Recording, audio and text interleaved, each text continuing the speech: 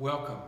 My name is Paul Mason, and I want to talk to you a little bit today about the Earth. The Earth is our home, and we can think of it as a ball that's just spinning in space, interacting with other objects in the solar system, especially as it's orbiting around the sun. But if we think of the Earth on its own spinning in space, we can look at this model and see, first of all, that we have a tilt to the Earth. And this tilt is with respect to how the Earth orbits around the sun. So the Earth will move around the sun and always maintain this same tilt. How does this work in space? Well, stars are located very, very far away from the Earth and the sun. And these stars do not move in a very, very long period of time. And to a very good approximation, the axis of the Earth is pointed so that the North Pole points up towards a star that we call Polaris, or the North Star. And so as the Earth spins around, the star Polaris always is directly over the northern point on the horizon. Now, of course, we can only see the stars at night. There is one star we can see during the day, and that is the sun. And yes, the sun is a star, and the basic difference between the sun and other stars is that the sun is nearby and the other stars are very far away. So, back to the Earth and the Earth's spin. So the Earth is spinning like this, so that Polaris approximately stays the same place in the sky at all times, but all of the stars appear to rise in the east and set in the west each night. And for that matter, the sun, the moon, and all the planets rise in the east, move across the sky, and set in the west. And if you happen to live in the southern hemisphere, south of the equator, you wouldn't see Polaris up in your part of your sky because you would be located over here. And so your view would be from this point down here where we would see other stars at night. Now, the Earth, think of the day as being 24 hours long, which is not exactly how long it takes the Earth to spin. The Earth takes 23 hours and 56 minutes to spin around one time. You might say, well, why the difference? Well, there's the motion that we have on Earth. In addition to having that spin, the Earth is orbiting the sun. And it takes 365 and a quarter days for the Earth to orbit the sun once. This is what, of course, we call a year. And it's not exactly 365 days, it's 365 and a quarter days. So every 4 years we have to take into consideration those quarter days and then add an extra day, which is February 29th. And we call those leap years.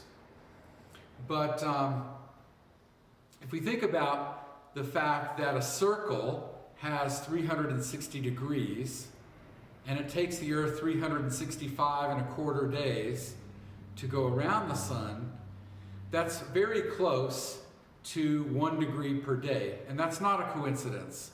The 360 degree circle is based on the Earth's orbit around the sun, loosely approximated to 360 days. So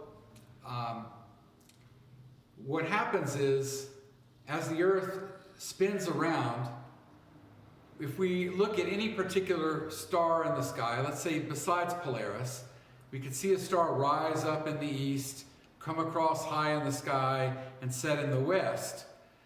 And when we wait until the next night to see that star rise again, it will occur approximately 4 minutes earlier than it did the night before. And then the next night, again, 4 more minutes earlier.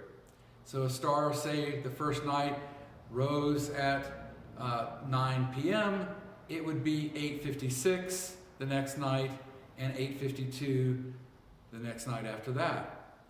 And so what would be the effect? And that is that over time, different stars would appear at different times of the night. So I would look out and see the sky at 9 or 10 o'clock, and I would see groups of stars that we call constellations. And I would see different ones at different times of the year because of this gradual effect. But over the course of an entire year, after a full year, I would end up seeing the same star again. It would then again rise right at 9 p.m. On that particular day, 1 year after it was rising at 9 p.m. the year before.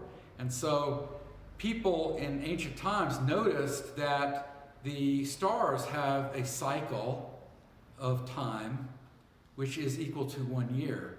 And it also was not difficult for them to notice that we also have seasonal patterns. The Earth gets hot. We have hot times in the summer in the northern hemisphere, and it gets cold in the winter in the northern hemisphere as well. And so there is another pattern, sort of independent from what we see in the sky at night with the stars, but another pattern that has the same time scale, and that is 1 year.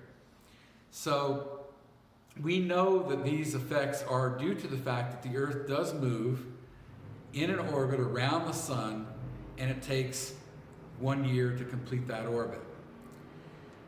So because it only moves in 1 degree in 1 day, it will move 1 degree in 1 day. If we think about dividing the 360-degree circle into each one, that 1 degree, 4 minutes is in proportion to 24 hours. So that 4-minute difference between the rotation of the Earth and the the rotation of the Earth and how long it takes for the sun to appear to go around the Earth comes from that 1 degree motion that adds up to a full 24-hour motion after a full year, okay?